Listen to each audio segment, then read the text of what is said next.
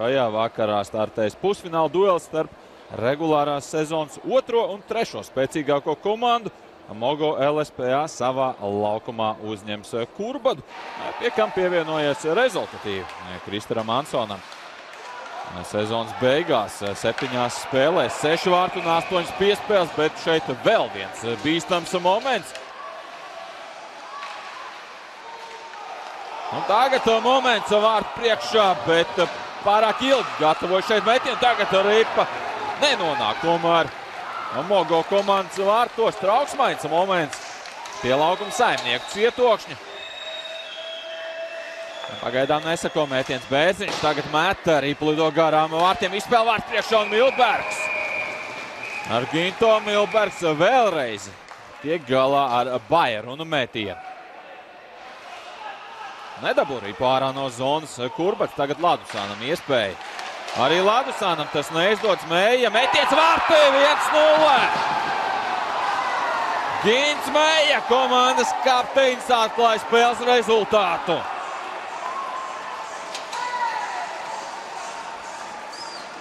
Līgas rezultatīvākais spēlētājs. Zaudēja sērijas pirmās 3 spēles, nonāca iedzinējos ar 0-3. Bet šeit iespēja laukuma saimniekiem. Vairāk kā 10 gūtus vārds arī pret Hokeja skolu Rīgu izdevās iemest 13, tikmēr šeit neizdodas gūt pirmos vārdus Kurbadam. Vairākumu brigādi. Straupa tiek apzakts un pretuzbrukumā Ziemeņš mazākumā. Ziemeņš arī pirvārtos, skaidriskajā mazākumā, Kaspars Ziemeņš dubulto pārsvaru.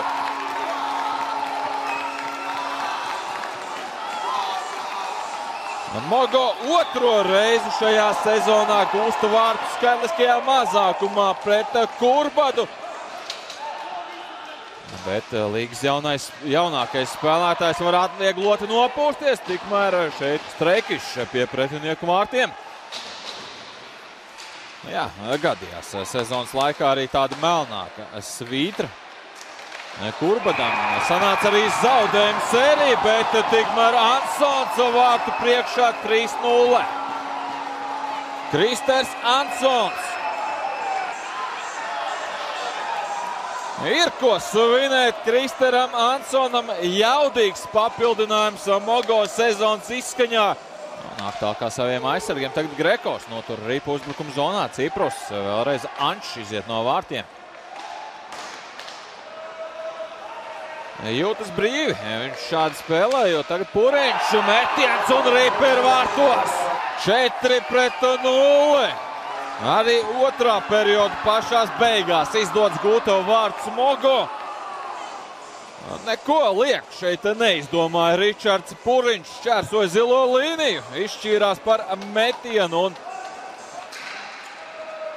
2 Grekovam un Tomsonam. Abi savus vārdus gan arī samet sezonas beigās. Un tikmēr šeit ripa ir vārtos, tomēr nepaliek uz nulīti šajā vakarā Kurbats. Laba darba māņa padodas uzbrukuma zonā. Svarīgi arī emocionāli, protams, gūt vārdus, izvairīties no sausās spēles arī nākamo maču kontekstā. Jau no pirmās sekundes. TV4 ēterā Galkins tagad ar ripu šeit piespēle tiek pārtverta un Meija lido pret uzbrukumā pa kreiso malu piruēta. Gaidot partners, sagaidot metiens un vārtu konstrukcija. Glābi Kurbadu pēc Olivera Mūrnieka metiena.